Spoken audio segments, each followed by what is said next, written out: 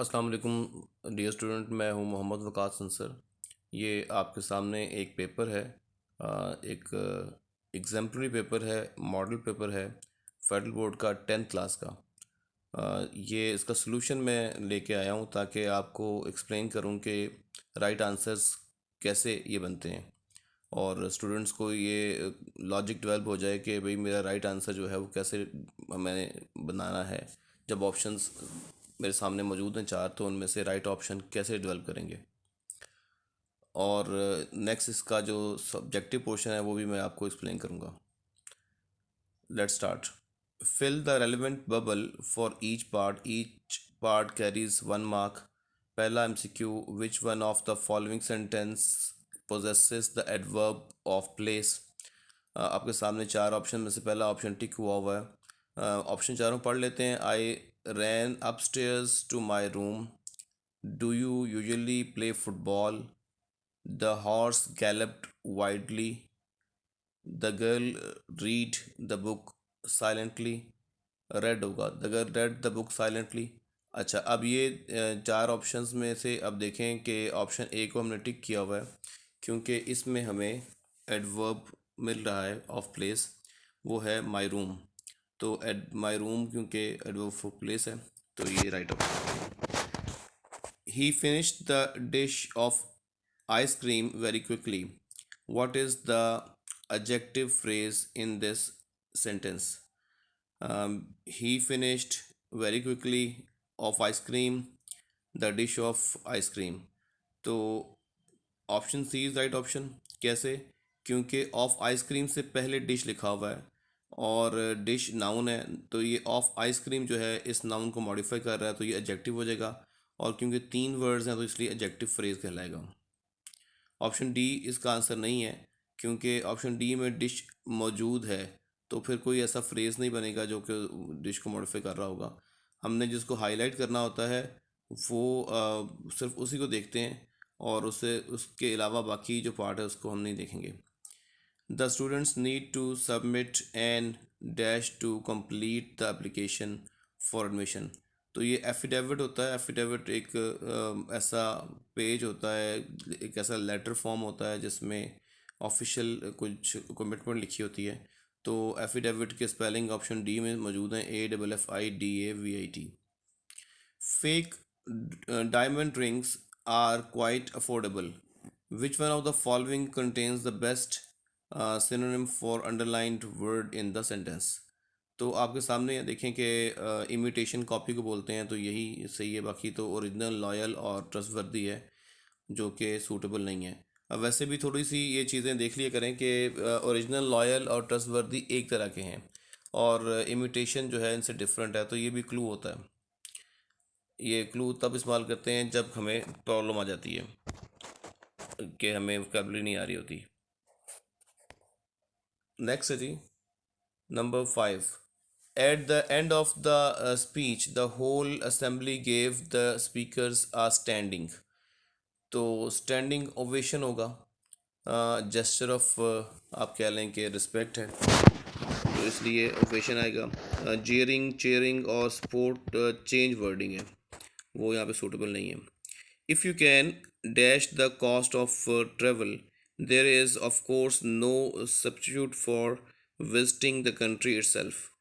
अब चार ऑप्शन हैं, अफोर्ड, स्पेंड, एक्सपेंड और कैलकुलेट। हमें अफोर्ड के साथ जाना पड़ेगा क्योंकि हमें चीज़ को अफोर्ड किया जाता है ना। स्पेंड करना जो है वो किसी ऐसी चीज़ के लिए इस्तेमाल करते हैं कि जिसका बाद में आउटकम निकले, जैसे बिजनेस में स्पेंडिंग की जाती है। और एक्सपेंड तो मतलब यहाँ पे सूटेबल है ही नहीं, कैलकुलेट करना नहीं चाह रहा वो एक्चुअली। विजिटिंग के लिए हमें अफोर्ड का वर्ड सूटेबल रहेगा।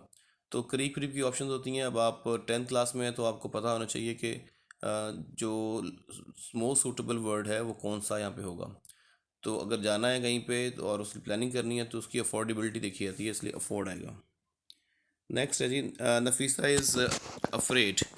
अफ्रेड ऑफ होता है, ये याद रखिएगा। ये जो हमारी प्रपोजिशन है वो फिक्स होती है, तो अफ्रेड का हमेशा ऑफ आता है, ये आपको याद करना पड़ेगा।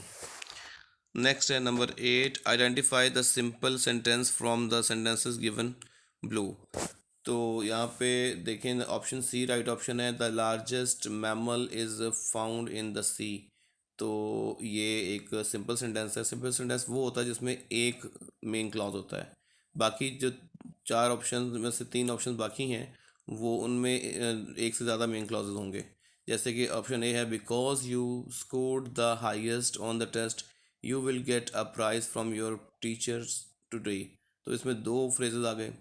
ऑप्शन बी में भी दो फ्रेजेस आपको नज़र आ रहे हैं। ऑप्शन डी में भी दो फ्रेजेस आपको, सॉरी, दो दो क्लॉजेस की बात कर रहा हूँ, फ्रेज से कोई फ़र्क नहीं पड़ता। तो एक क्लॉज है, एक मेन क्लॉज होगा तो ये सिंपल सेंटेंस है। इसके रेफरेंस में बाकी बता देता हूँ। अगर दो मेन क्लॉजेज हैं तो वो कंपाउंड सेंटेंस होगा। अगर एक मेन क्लॉज है और एक सब ऑर्डिनेट क्लॉज है तो कॉम्प्लेक्स सेंटेंस होगा।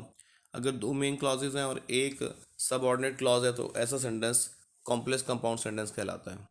तो हमारा सिंपल सेंटेंस ऑप्शन सी में मौजूद है।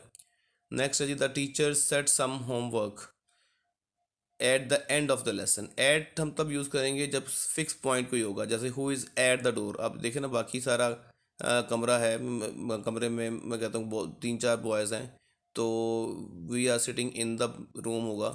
लेकिन रूम में एक ख़ास जगह में उसका कबर्ड है, who Ali is sitting, Ali is standing at the cupboard. तो या एट द डोर या एट, इनके जहाँ पे फिक्स पॉइंट होगा। यहाँ पे लेक्चर के फिक्स पॉइंट की बात हो रही है तो इसलिए यहाँ पे ऐड आना चाहिए। I played the guitar but my brother played dash piano. Obviously his आना चाहिए, ब्रदर के लिए हिज आएगा। और हर या हर्स या देयर नहीं आना चाहिए, बहुत सिंपल है ये। Just before he got there a tree branch crashed. Option C right option है, क्योंकि ये पास में सेंटेंस चल रहा है तो पास में जाएगा। विल क्रैश भी नहीं आएगा, क्रैश भी नहीं आएगा और क्रैशिंग भी इस्तेमाल यहाँ पे नहीं होगा। Number 12, a lie has no legs. Which poetic device is used in the sentence? Poetic device से क्या मुराद है? फिगर ऑफ स्पीच को कहते हैं poetic device। तो यहाँ पे legs का वर्ड lie के लिए इस्तेमाल किया गया, उसको इंसान बना के पेश किया गया, इसलिए personification इसका राइट आंसर होगा। Dash it was raining, I still walked to school. Choose the suitable translate device from the following: consequently, accordingly, as a result, although। ये दो डिफरेंट सिचुएशंस है ना, एक तरफ रेनिंग है एक तरफ गोइंग ऑफ स्कूल है। तो ये मतलब कॉन्ट्राडिक्टरी बात है, तो सीधी कॉन्ट्राडिक्टरी ऑल्दो आएगा ऑप्शन डी, कि अगरचे बारिश थी फिर भी स्कूल चला गया। तो ये दो मुख्तलिफ चीज़ें हैं, इसलिए अकॉर्डिंगली और कॉन्सिक्वेंटली और एज अ रिजल्ट यहाँ पे सूट नहीं करेंगे। I dash my mobile phone since 2009. Fill in the blank with the correct form of verb। तो ऑप्शन ए राइट ऑप्शन है, हैव हैड। हैव हैड क्यों है जी के हैव इसमें मेन वर्ब है और हैड इसका पोजेसिव वर्ब है, तो इसलिए हैव हैड आएगा। और बाकी ऑप्शंस यहाँ पे सूट नहीं करेंगे। Life is but a walking shadow. Life को डायरेक्टली शेडो कह दिया गया तो आप अच्छी तरह समझ सकते हैं ये मेटाफर होना चाहिए। ये सिमिली पर्सोनिफिकेशन या एलिट्रेशन नहीं होगा। पर्सोनिफिकेशन किसी चीज़ को पर्सन बना के पेश करना, सिमिली किसी को एज और लाइक के वर्ड्स के साथ कंपेयर करना, और एलिट्रेशन एक ऐसा फिगर ऑफ स्पीच है जिसमें रिपीटिंग से साउंड होती है कॉन्सोनेंट की at the starting of words. तो ये हमारे इस तरह से एमसीक्यूज़ कंप्लीट हो गए। नेक्स्ट पोर्शन की तरफ जाते हैं। क्वेश्चन नंबर 2 है, इसमें मैं आपको टिप्स दूंगा। आपने पहले पैराग्राफ पढ़ना है अच्छे तरीके से, उसके बाद आपने क्वेश्चन पढ़ लेने हैं। क्वेश्चन पढ़ने के बाद वापस पैराग्राफ पे जाएं और फिर री रीडिंग करें। अब आप इसके क्वेश्चन का आंसर दे सकते हैं। सेकंड रीडिंग में आपने एरिया स्पॉट करने होंगे कि कहाँ से मैं इसका आंसर दूंगा, किस क्वेश्चन का। लेकिन याद रखिएगा एग्जैक्टली वर्डिंग पैराग्राफ वाली नहीं होगी। हाँ ये है कि पैराग्राफ वाली इन्फॉर्मेशन होगी, आप अपनी इन्फॉर्मेशन भी ऐड नहीं करेंगे और आप एग्जैक्ट वर्डिंग को कॉपी भी नहीं करेंगे। बाकी समरी का क्वेश्चन है तो वो बहुत सिंपल है। उसकी लेंथ का असल में आपने देखना है कि कितनी होनी चाहिए, तो उसके लिए आपको पैराग्राफ की वर्डिंग काउंट करनी आनी चाहिए। तो आसान सा फार्मूला है कि आप पहली दो लाइंस के वर्ड काउंट करें और उसको 2 पे डिवाइड कर दें, तो इस तरह से आपको एक mean value of number of words आ जाएगा कि एक लाइन में कितने वर्ड्स हैं। उसके बाद आप नंबर ऑफ़ लाइंस के साथ उसको मल्टीप्लाई करेंगे तो आपको एग्जैक्ट करीब करीब की एक अप्रॉक्सीमेट वर्डिंग पता चल जाएगी। उसको 3 से डिवाइड करेंगे तो आपकी ये लेंथ है समरी की। और समरी में ना सिर्फ लेंथ को देखना है बल्कि आपने कंटेंट को देखना है। कंटेंट सारा इसमें कवर होना चाहिए। और कोशिश करें कि समरी को पहले एक रफ ड्राफ्ट बना लें ताकि उसमें कम बेशी हो सकती है और उसमें गलतियां हो सकती हैं, फिर उसके बाद फाइनल ड्राफ्ट में लिखें। आपको मार्जिन मिल जाता है पेपर में, तो इस तरह से आप समरी लिखेंगे। अगर आपको वहाँ पेपर में मार्जिन नहीं मिलता तो फिर रफ ड्राफ्ट ना बनाइएगा। तो ये आपके सामने क्वेश्चन के आंसर्स लिखे हुए हैं, ये देखें, इसका टाइटल भी दिया हुआ है। और टाइटल में एक बात याद रखिएगा, टाइटल सूटेबल होना चाहिए, एक नंबर है टाइटल का। और इसका जो रूल्स हैं, जो इसकी आप कह लें कि first letter of every word should be capital, जो कैपिटलाइजेशन के रूल हैं उसको फॉलो करें। सिवाय प्रपोजिशंस के, आप देखें ऑफ प्रपोजिशन है टाइटल का। टाइटल इसका बनता है importance of co curricular activities, तो इसमें ऑफ को का ओ कैपिटल नहीं किया, बाकी सब कैपिटल किया हुआ है, तो ये ख्याल कीजिएगा। इससे बच्चे गलती करते हैं जिससे नंबर कटते हैं। बाकी टाइटल में अगर थोड़ा सूटेबल है तो एक नंबर मिल जाता है। तो समरी लिखी हुई है आपके सामने, और समरी की लेंथ देख लें और पैराग्राफ की लेंथ देख लें, 1/3 है उसका, यानी कि 3 से डिवाइड करेंगे उस पैराग्राफ की लेंथ को तो उतनी समरी हमारी होनी चाहिए। समरी में हम कभी भी कोई कोटेशन नहीं देते, समरी को हम एक्सप्लेन नहीं करते, समरी में हम सिर्फ इम्पॉर्टेंट बातों को अपने वर्ड्स में लिख देते हैं और इस तरह से समरी बन जाती है। अच्छा, बात आई क्वेश्चन वर्ड्स की, तो मतलब वर्डिंग ऑफ क्वेश्चन की, तो यहाँ पे एक मॉडल पेपर में इन्होंने काफ़ी लेंथी आंसर्स दिए हुए हैं। आप से एक्सपेक्टेड इतने लेंथी आंसर्स नहीं है, आपकी अपनी हैंड राइटिंग में 4 लाइंस का आंसर काफ़ी होगा। तो वो बहरहाल इसमें अपनी स्कॉलरशिप नहीं अपने इस्तेमाल करनी, यानी अपने व्यू पॉइंट को इसमें नहीं लिखना, जो पैसेज में गिवन डिटेल है उसी को ही आपने आंसर देने हैं। और अगर आपको सिनोनिम या मीनिंग ऑफ द वर्ड्स वाला क्वेश्चन सही तरह से आता है तो लाजमी अटेम्प्ट कीजिएगा, उसमें नंबर नहीं करते। क्वेश्चन नंबर 3 पे जाते हैं। इसमें देखिए आपके सामने एक पैराफ्रेजिंग का स्टैंजा दिया हुआ है। तो आपके पास एक एपी की वाली बुक है और एक बलूचिस्तान वाली बुक है और एक पंजाब बोर्ड की बुक है। तो बलूचिस्तान की बुक में से एक स्टैंजा आएगा और एक पंजाब बोर्ड की बुक से आएगा। तो अगर आप किसी एक बुक को ही अच्छे तरीके से कर लेते हैं तो ये मैं एक्सपेक्ट करता हूँ कि दूसरी बुक को फॉलो करना नहीं पड़ेगा पोइम्स के लिए। तो मैं अपने स्टूडेंट्स को वैसे आमतौर पर मशवरा ये देता हूँ कि आप पंजाब बोर्ड की बुक को प्रॉपरली इसकी पोइम्स को तैयार कर लें, तो उसमें से आपका क्वेश्चन अटैम्प्ट हो जाएगा। जैसे आपके सामने ही लिखा हुआ है, वंस और ट्वाइस दो यू शुड फेल, तो ये ट्राई अगेन में से आ गया। तो ये इसको अब देखें आगे, इसकी पैराफ्रेजिंग है। पैराफ्रेजिंग लिखी हुई है, you might fail 1 or 2 times in the beginning but you should remain steadfast. आप देखें इसमें कोई ये नहीं लिखा हुआ कि in this stanza the poet is saying या डिस्क्राइबिंग वगैरह वगैरह, इस तरह की स्टार्टिंग करने की ज़रूरत नहीं होती है। आप डायरेक्ट स्टार्ट करें। जो पैराफ्रेज है उसमें करना ये है कि आपने पोइटिक फॉर्म को प्रोज फॉर्म में चेंज करना है, यानी एक नज़म की शक्ल होती है और एक नसर की शक्ल होती है, तो नज़म की शक्ल को नसर की शक्ल में तब्दील करना है। इसमें देख लें, इस प्रॉपर सब्जेक्ट से स्टार्ट होगा, फिर वर्ब आएगा, फिर ऑब्जेक्ट आएगा, जो एक तरतीब होती है सेंटेंस की।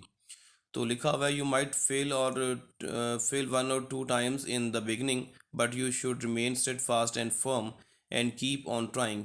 देर is no insult in hard work and persistence after getting failure. Even if we don't win the competition, we have no other option but to keep on trying without getting discouraged. तो ये देखें, आपने इस आप पढ़ा होगा, पहले से कई दफ़ा पढ़ा होगा इस स्टैंजा को, तो इसकी बड़ी अच्छी पैराफ्रेजिंग की गई है। एग्जाम्पली मैं आपके सामने इसलिए लेके आया हूँ कि बच्चे इसमें कंफ्यूज रहते हैं, कॉन्टेक्स्ट लिखते हैं, रेफरेंस लिखते हैं, बहुत कुछ लिखते हैं, कोई ज़रूरत नहीं इसके करने की। और जैसे कि मैंने पहले कहा कि बलोचिस्तान बोर्ड से भी एक आएगा, देखें आपके सामने ये आ गया है, continuous as the stars the shine and twinkle milky way. ये I I think Balochistan board की की पोइम से आया। नेक्स्ट है जी के read the following poem stanza carefully and answer the questions appended to it. तो ये यहाँ पे क्वेश्चन आंसर्स होंगे। तो आपको सामने क्वेश्चन, ये स्टेंजा है कि the wind is now a roaring smashing, ये पीस में से आ गया है। तो पीस जो पोइम है हार्टमैन ने लिखी है। तो इसमें भी आपने क्वेश्चन आंसर्स 2-2 नंबर के लिखने हैं और इसकी लेंथ इवन स्मॉलर होगी, तो 1 लाइन से 2 लाइन का आंसर काफ़ी होगा। और इसमें चॉइस होगी तो आप चॉइस में से किसी एक को ही चूज़ कीजिएगा। नेक्स्ट है जी क्वेश्चन 4। यहाँ से असल में आपको मैंने गाइड करना था, ज़्यादा इम्पोर्टेंट फेज़ ये वाला है जिसमें आप अगर कोशिश करें तो नंबर कोई भी लूज़ नहीं करेंगे, और ये एक प्रॉफिट अर्निंग का पार्ट होगा। बड़ा ज़बरदस्त क्वेश्चन है, थोड़ा ग्रामेटिकली बंदा ध्यान से पेपर करे तो आप मार्क्स ले सकते हैं। मसलन लिखा हुआ है ए में fill in the blanks with appropriate modal auxiliary verbs as per direction given in the brackets. अब आपके सामने आपको पता है कि ऑक्सिलरी वर्ब कौन कौन से होते हैं, मैंने आपको समझाया भी हुआ है। बहरहाल आप वीडियोस में शेयर कर दूंगा, उसमें देख सकते हैं कि ऑक्सिलरी वर्ब कौन से होते हैं। ऐसे वर्ब्स जो कि मॉडलिटी शो करते हैं, मसलन पॉसिबिलिटी है, समटाइम्स ये एबिलिटी है, समटाइम्स प्लानिंग है, समटाइम्स पास्ट हैबिट है, समटाइम्स पास्ट एबिलिटी है, और इस तरह से सॉफ्ट परमिशन है। इस तरह के जो वर्ड्स होते हैं इनको हम कहते हैं कि ये मॉडल वर्ब्स हैं। Will, shall, should, would, could, may, might, can, और इस तरह के सारे वर्ड्स जो हैं, यूज टू, हैड टू, ये सारे के सारे मॉडल वर्ब्स हैं। तो इनके अपने अपने फंक्शंस हैं। तो जैसे पहला लिखा हुआ है कि my grand mother is 85 but she dash, यहाँ पे कैन फिल हुआ हुआ है लेकिन वहाँ पे ऑब्वियसली अनसोल्ड आएगा, तो यहाँ पे डैश हम जे में रखें। Still read the right and right without glasses, और ब्रैकेट में एबिलिटी लिखा हुआ है, तो एबिलिटी शो करने वाला मॉडल वर्ब कैन होता है। कैन आप देख लें कि कर सकना, तो ये एबिलिटी शो कर रहा है। और फिर परमिशन के लिए मे का वर्ड यूज़ हो गया, मे आई कम विद यू, तो ये परमिशन है। और उसके बाद पोलाइट रिक्वेस्ट के लिए कुड का वर्ड यूज़ हो गया, विल भी हो सकता है लेकिन कुड ज़्यादा अप्रोप्रिएट है। Could you help me with the homework please. Can जो है ना वो पॉसिबिलिटी में आएगा, और कुड जो है वो पोलाइट परमिशन में आएगा। ये आमतौर पर वैसे कैन की पास फॉर्म कुड होती है, लेकिन पोलाइट परमिशन के लिए भी कुड का वर्ड यूज़ किया जाता है। Will you help me the homework please भी हो सकता है, लेकिन ज़्यादा पोलाइट रिक्वेस्ट है तो उसमें कोड आ जाएगा। सिर्फ रिक्वेस्ट होता तो वेल आ सकता था। There was a time when I could stay up very late, तो इसमें पास्ट हैबिट है, एबिलिटी है, सॉरी पास्ट एबिलिटी है, तो वो कैन की कुड में चेंज हो जाएगी। यहाँ पे ये कैन जो है वो कुड की पास्ट फॉर्म बन गया है, सॉरी कुड जो है वो कैन की पास्ट फॉर्म बन गया है, तो I could stay up very late आएगा, यहाँ पे पास्ट एबिलिटी शो कर रहा है। और नेसेसरी के लिए नीड का वर्ड हम यूज़ करते हैं, you need not lose any more wait. और याद रखिएगा इस ये बेयर इन्फिनिटिव है, यहाँ पे लूज, यहाँ पे टू लूज़ नहीं आएगा, you need not to lose नहीं आएगा, बल्कि you need not lose any more weight. तो नीड जो है वो नेसेसिटी को शो कर रहा है। और country may become a super power bye 2025, possibility है। पॉसिबिलिटी के लिए मे का वर्ड यूज़ होता है। मे दो काम कर रहा है, एक ये पोलाइट रिक्वेस्ट है, जहाँ क्वेश्चन होगा पोलाइट रिक्वेस्ट होगी, वहाँ पे मे का वर्ड यूज़ करेंगे, और ऐसे ही एक पॉसिबिलिटी के लिए भी मे का वर्ड यूज़ करेंगे। मे आई कम इन और कैन आई कम इन में मे आई कम इन सूटेबल है। मैं आपको एग्जांपल दे रहा हूँ क्योंकि वहाँ पे आपने पोलाइट रिक्वेस्ट करनी होगी, और कैन तो एबिलिटी शो कर रहा है, तो if somebody says can I come in, तो इसका आंसर यही है yes you can come because you are having two legs. आपके पास पॉसिबिलिटी है, अल्लाह ने तुम्हें दो टांगे दी हैं तो आप आ सकते हो, यानी कि कैन तो एबिलिटी शो कर रहा है। तो इसलिए आपको ये मॉडल वर्ब्स जो है अच्छे तरीके से पढ़ने हैं, और ये क्वेश्चन अक्सर आ जाता है, तो मॉडल वर्ब का आपको अच्छी ग्रिप के साथ लेक्चर जो है वो समझना होगा। मैं इसकी वीडियो शेयर कर दूंगा, हम चैनल में मौजूद है वैसे। नेक्स्ट है जी राइट री right the sentence with the adverb form of the underline word. हाँ जी, ये एक नई चीज़ है, इसको गौर कीजिएगा। और यहाँ पे एनी फोर लिखा हुआ है, आप सब करेंगे इसी तरह से। यहाँ पे ऊपर वाला जो ए पोर्शन है इसमें भी एनी फोर लिखा हुआ है, लेकिन मैं आपको रिकमेंड करता हूँ कि आप सिक्स के सिक्स करें, जो गलती हो जाती है तो उसका अजाला हो जाता है। तो यहाँ पे भी आप ये नंबर फाइव हैं, फाइव में से फोर कर रहे हैं, लेकिन आप फाइव के फाइव अटैम्प्ट कीजिएगा। करना क्या है, एडवर्ब बनाना है आपने, किसको, एडजेक्टिव को, समटाइम्स नाउन को। लिखा हुआ है he is certain to come, यहाँ पे सर्टन एडजेक्टिव है, हमने इसको एडवर्ब में नहीं करना है। तो कैसे करेंगे सेंटेंस, हमें अपना जो है ना थोड़ा सा चेंज करना पड़ेगा। जैसे लिखा हुआ है आंसर में कि he will certainly come, certainly adverb है क्योंकि वो कम को मॉडिफाई कर रहा है। तो इसलिए हमें ये एग्जामिनर हमसे ये चाह रहा है कि हम एडजेक्टिव को एडवर्ब में चेंज कर दें। क्वेश्चन में क्या था कि he is certain to come, certain adjective है और आंसर उसका क्या बनेगा, ही विल सर्टनली कम। यहाँ पे सर्टनली एडवर्ब है क्योंकि मॉडिफाई कर रहा है कम को। नंबर 2 है हर ड्रेस वाज पुअर। पुअर क्या है, ड्रेस, ड्रेस नाउन है तो पुअर एडजेक्टिव बन जाएगा, लेकिन हमने इसको एडवर्ब में चेंज करना है तो she was poorly dressed. Sentence change करना पड़ेगा, अपने सेंटेंस का मॉड चेंज करेंगे आप, और जो अंडरलाइन वर्ड है पुअर उसको एडवर्ब में चेंज कर लेंगे पुअरली। जैसे सर्टन से सर्टनली, ऐसे ही पुअर से पुअरली। लेकिन हमेशा एल वाई वाले नहीं बनते, मोस्टली एल वाई से एडवर्ब बन जाता है। तो आपने दो काम करने हैं, पहले तो एडजेक्टिव को एडवर्ब में चेंज करें, फिर उसके बाद उसका सूटेबल सेंटेंस बनाएं। जैसे कि नंबर 3 है that he had made a mistake was evident.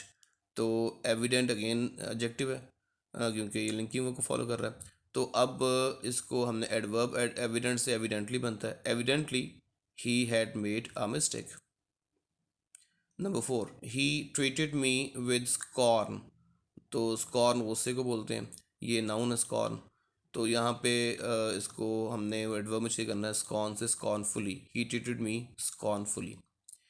His action was wise, wise adjective है और ही एक्टेड वाइजली, वाइजली जो है वो एडवर्ब है। तो इस तरह से आप एडजेक्टिव या नाउन को एडवर्ब में चेंज करेंगे। फिर है डू एज डायरेक्टेड। तो ये भी बड़ा एक एग्ज़ाम है या एक टेस्ट है जो कि बच्चों के लिए होता है, थोड़ा सा मुश्किल है, लेकिन जिनको थोड़ा सा नॉलेज है और थोड़ा सा वो फोकस करते हैं तो वो उसको अच्छे तरीके से सॉल्व कर लेते हैं। मसलन क्वेश्चन है जी, the coach said to the players bravo you have played well. और डायरेक्शन क्या है, ब्रैकेट में डायरेक्शन दी होगी, आपने उस डायरेक्शन को पढ़ना है और फिर उसको परफॉर्म करना है। मसलन लिखा हुआ है चेंज इनटू इनडायरेक्ट स्पीच, तो अब आप ये डायरेक्ट स्पीच को इनडायरेक्ट स्पीच में चेंज करेंगे। The coach uploaded the players, यहाँ पे अपलॉडेड के साथ साथ आप कोई और वर्ड भी यूज़ कर सकते हैं, प्रेज्ड कह सकते हैं, तारीफ़ करना।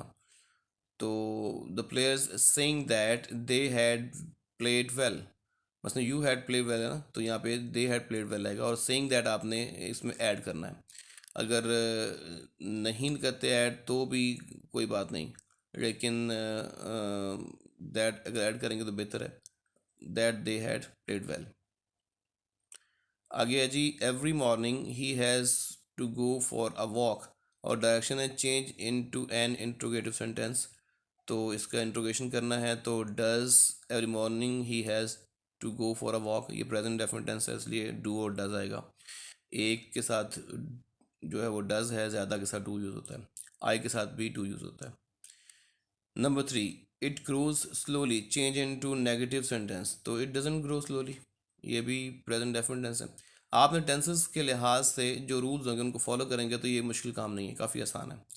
Please sit down said the head master, again ये इनडायरेक्ट स्पीच है, the head master requested to sit down, क्योंकि ये इम्पेरेटिव सेंटेंस है। तो इम्पेरेटिव सेंटेंस में आप देखें तो दैट यूज़ नहीं करते, the head master requested to sit down है, यहाँ पे टू यूज़ होगा। और क्योंकि प्लीज़ का वर्ड है इसलिए उसको हम सेट को रिक्वेस्टेड में चेंज कर देंगे। नंबर 5 है he is never on time, ये एक अफर्मेटिव सेंटेंस है, इसको चेंज करना है, या सॉरी ये एक नेगेटिव सेंटेंस है, तो लिखा हुआ change into affirmative sentence, he is always on time. Never को ऑलवेज में चेंज करेंगे तो ये अफर्मेटिव होगा। Number 6 I saw an old beggar he was sitting under a tree, change into a simple sentence. तो सिंपल सेंटेंस में आपको पता है एक क्लॉज होता है, यहाँ पे दो क्लॉजेज आपको नज़र आ रहे होंगे कि आई सा एन ओल्ड बैगर और ही was sitting under a tree, बल्कि ये दो सेंटेंसेस दरमियान में फुल स्टॉप यूज़ हुआ हुआ है, तो दो सेंटेंसेस हैं। इसको मर्ज इस तरह से करना है कि एक सेंटेंस बने और इसका क्लॉज एक ही हो। तो I saw an old beggar sitting under a tree, तो इसमें क्लॉज एक ही है, I saw an old beggar, आगे सिटिंग अंडर अ ट्री एक फ्रेज़ है। तो बड़े मतलब टेक्टफुली इसको सिंपल सेंटेंस में चेंज कर दिया गया। फ्रेज़ के होने या ना होने से फ़र्क नहीं पड़ता, क्लॉज अगर एक है तो ये सिंपल सेंटेंस होगा। नेक्स्ट है जी एप्लीकेशन है। एप्लीकेशन का फॉर्मेट आपके सामने मौजूद है। एग्जामिनेशन हॉल, सिटी, एबीसी, और उसके बाद डेट है। डेट के बाद डेट का भी पैटर्न देख लें कि 22 फरवरी, 2022, ये पैटर्न भी ठीक है। और अगर आप लिखते हैं फरवरी 22, और उसके बाद 2022, ये भी ठीक है। बहरहाल आप इसको फॉलो कर लें जो लिखा हुआ बोर्ड की तरफ से। फिर द मैनेजर है, द प्रिंसिपल है जिसको भी एड्रेस करना है, और उसके बाद फिर ये फर्म का नाम है, और फिर इसका एड्रेस है। फिर उसके बाद सब्जेक्ट आएगा, और सब्जेक्ट के बाद फिर आप देखें सब्जेक्ट के रूल्स हैं। एप्लीकेशन का ए कैपिटल है, फॉर क्योंकि प्रपोजिशन है, द आर्टिकल है, तो ये कैपिटल नहीं होना चाहिए। पोस्ट का भी कैपिटल इन्होंने नहीं लिखा हुआ, हमें लिखना होगा, ये बाय मिस्टेक नहीं लिखा हुआ। तो ये कैपिटल आएगा। ऑफ आ, ऑफ और आ स्मॉल में जाएंगे, लेकिन मैनेजर अगेन नाउन है तो इसका भी एम कैपिटल होगा। आगे चलते हैं। ये रिस्पेक्टेड सर सैल्यूटेशन होती है, सलाम मुखातब करना। फिर उसके बाद अपने एप्लीकेशन आप पढ़ सकते हैं, सामने लिखी हुई है, इसको पॉज करके पढ़ पढ़ लीजिएगा। और उसके बाद फिर देखें तो योर्स सिंसियरली एंड पे है, और कॉमा, एक्स वाई जी, फुल स्टॉप। तो पंक्चुएशन को फॉलो कीजिएगा। लेटर के साथ चॉइस होती है, जो बेहतर आए आप उसको अटेम्प्ट कीजिएगा। इसका भी पैटर्न देख लें। एग्जामिनेशन हॉल, सिटी, एबीसी, 22 जनवरी 2022, और जिसके नाम लिखी गई है द एडिटर है, और उसका एड्रेस पूरा हो जाएगा। उसके बाद फिर इसका सब्जेक्ट आएगा, और उसके बाद फिर आप देखें कि सेलिब्रेशन है। और फिर इन्होंने गैप नहीं दिया हुआ, आप हर पार्ट के बाद गैप देंगे। मसलन examination hall, city, ABC, date, date के बाद गैप आएगा। फिर एडिटर, न्यूज़ और सिटी, एबीसी, ये तीनों इकट्ठे लिखेंगे। फिर गैप आएगा सब्जेक्ट से पहले। फिर सब्जेक्ट के बाद फिर गैप आएगा एक लाइन का, और रिस्पेक्टेड सर, इसका ख्याल कीजिएगा। एंड पे योर सिंसियरली और एक्सवाइजी। तो इसको आप पॉज करके देख सकते हैं। आगे चलते हैं क्वेश्चन नंबर 6 को। ये दो तरह से आता है। समटाइम्स ये पूछा जाता है कि आपको एक पैराग्राफ लिखना है और उसमें ट्रांजिशन डिवाइसेस का यूज़ करना है। वो वैसे रिलेटिवली आसान है। ये जो दिया गया है जी कि आपको एक लिस्ट मिल जाएगी, और लिस्ट में मौजूद जो वर्ड्स हैं, जो ट्रांजिशन डिवाइसेस हैं, इनको आपने ब्लैंक्स में फिल करना है। तो आपको नीचे जो टेक्स्ट मिलेगा, गिवन होगा, उसमें ब्लैंक्स होंगी, और उन ब्लैंक्स में इसको फिल करेंगे। यहाँ पे क्योंकि सॉल्व फॉर्म में है तो इसलिए ऑलरेडी फिल्ड है कि drawing same as other skills is all about taking the time to master each step. ये थोड़ा सा ट्रिकी है, आपको पहले पूरा पढ़ना पड़ेगा पैराग्राफ, और लिस्ट पढ़नी पड़ेगी जो ऑप्शंस की दी हुई है। उसके बाद आप ये कीजिएगा कि इसको फिक्स कीजिएगा वन बाय वन, और सिचुएशन समझिएगा। कहीं पे तो ये ट्रांजिशन डिवाइसेस ऑफ एग्जांपल होंगे, कहीं पे ये ऐड करने वाले होंगे, कहीं पे कंट्रास्ट करने वाले होंगे, कहीं पे ये जो है वो समरी देने वाले होंगे। तो इस तरह से आपने सिचुएशन के लिहाज से, क्योंकि आप देखें ड्राइंग सेम एस, ये एग्जांपल दे रहा है, अदर स्किल्स, यानी कि ड्राइंग दूसरी स्किल्स की तरह, is all about taking the time to master each step. तो स्किल कोई भी है उसमें वक्त लगता है, इसलिए उसने लिखा drawing same as other skills is all about taking the time to master each step. तो टाइम हमें लगता है मास्टर करने में कोई भी स्किल है। और उसके बाद लिखा हुआ है डैश, इसको हम डैश कंसिडर करें। Mastering the art of drawing doesn't happen in a day. तो ये एक ही बात हो रही है ना, ऊपर वाली बात और नीचे वाली बात एक ही है। तो इसलिए हमें इसको सेम तरह का जो फिगर स्पीच है वो यूज़ करना है। तो इन अदर वर्ड्स होगा, इन अदर वर्ड्स आप यहाँ फिक्स करेंगे। और फर्दर मोर नहीं आप बात करेंगे, फर्दर मोर जो है ना, ऐड करते हैं किसी बात को। यहाँ पे सेम बात जो को रिपीट किया जा रहा है, रिपीट करने वाला इन अदर वर्ड्स होगा। और ना ही यहाँ पे हम बट यूज़ करेंगे, क्योंकि कंट्रास्ट नहीं हो रहा। यहाँ पे अक्सर बच्चे बट पुट करेंगे मुझे लग रहा है, क्योंकि ऐसे लगता है जैसे लिखा हुआ है कि but mastering the art of drawing doesn't happen in a day. लेकिन आप देखें बट यहाँ पे इसलिए नहीं आएगा, बट जो है ये कंट्रास्ट देता है, तो ऊपर वाली बात और नीचे वाली बात सेम है, तो इसलिए यहाँ पे इन अदर वर्ड्स आएगा। फिर उसके बाद लिखा हुआ है dash, it is a skill that takes daily practice. तो अब अगली बात जो है वो प्रैक्टिस की है। एक टाइम ज़्यादा देना है, दूसरा प्रैक्टिस है। तो ये मिलती जुलती बात है, तो मिलती जुलती बात है, उसमें फर्दर मोर वाला ऐड करने वाला ट्रांजिशन डिवाइस यूज़ होगा। Furthermore it is a skill that takes daily practice. मैं आपको लॉजिक दे रहा हूँ क्योंकि ये लॉजिक के साथ करोगे तो आसान है, वरना मुश्किल हो जाता है। As well as dedication to improve your craft. यहाँ पे एज वेल एज ही आएगा क्योंकि आप प्रैक्टिस कर रहे हैं और साथ में डेडिकेशन भी से काम कर रहे हैं, तो ये एज वेल एज भी ऐड कर रहा है बात को। अच्छा, आगे ऑल दो का वर्ड यूज़ किया है इन्होंने। ऑल दो जो है वो कॉन्ट्रास्ट में आ जाता है। Although it is important not to burn yourself. अगरचे ये लाजमी नहीं कि इंसान एक काम के लिए अपने आप को जला दे, अपनी पूरी मेहनत लगा दे, but you need to practise enough. लेकिन आपको प्रैक्टिस करनी है। तो ऑल दो और बट जो हैं, ऑल दो और येट या ऑल दो और बट, ये कॉम्बिनेशन में इस्तेमाल होते हैं। कभी ऑल दो और येट भी होते हैं, कभी ऑल दो और बट भी, ये दोनों कॉम्बिनेशन में इस्तेमाल होते हैं। तो यहाँ बट भी आ सकता है, येट भी आ सकता है दोनों ठीक है। आगे फिर although some people make an eager start yet not many can show enough patience. Again ये जैसे मैंने कहा ना, कॉम्बिनेशन में आते हैं कि अगरचे ज़्यादातर लोग तो बड़े अच्छे तरीके से स्टार्ट तो करते हैं, लेकिन फिर भी वो उनमें सब्र का मादा इतना नहीं होता और फिर उसके बाद छोड़ देते हैं। और आगे एज अ रिजल्ट लिखा हुआ है फाइनली, ये समिंग अप हो रही है, और समिंग अप में as a result, consequently, finally, इस तरह के वर्ड्स यूज़ होंगे। तो as a result these they quit without it before mastering it. तो इस तरह से ये थोड़ा सा ट्रिकी है। आप रिप्लेस कर करके चीज़ों को, तो एक ऑप्शन को दो तीन, ब्लैंक को दो तीन ऑप्शन से रिप्लेस करेंगे, तो आप थोड़ा सा सेंस बनाएंगे सेंटेंस की। फिर आपको आइडिया होगा कहीं पे ऐड करना है, कहीं पे रिपीट करना है, कहीं पे कॉन्ट्रास्ट करना है, कहीं पे एग्जांपल देनी है, कहीं पे सम अप करना है। नेक्स्ट है जी ऐसे है। ऐसे दो दिए जाएंगे, उनमें से एक को आप पिक करेंगे जो आपको ज़्यादा अच्छा आता है, और मोस्टली ऐसे को एंड पे ही अटेम्प्ट करें। बहरहाल इसकी प्लेस बनी होगी। तो ये इसकी लेंथ देख लें ऐसे की, तकरीबन 300 वर्ड्स का है, और इससे एक्सीड कर सकते हैं, 350 पे जा सकते हैं। ऐसे की हेडिंग नहीं बनानी है आपने, और ऐसे का पहला जो पैराग्राफ है वो इंट्रोडक्टरी होता है, और उसके बाद उसको एक्सप्लेन किया जाता है। फिर आखिरी जो इसका जो पैराग्राफ होता है उसमें इसको सम अप किया जाता है। और ऐसे में आपने कोटेशन दे सकते हैं, लेकिन हेडिंग नहीं डालनी। सो आई होप आपको समझ आई होगी।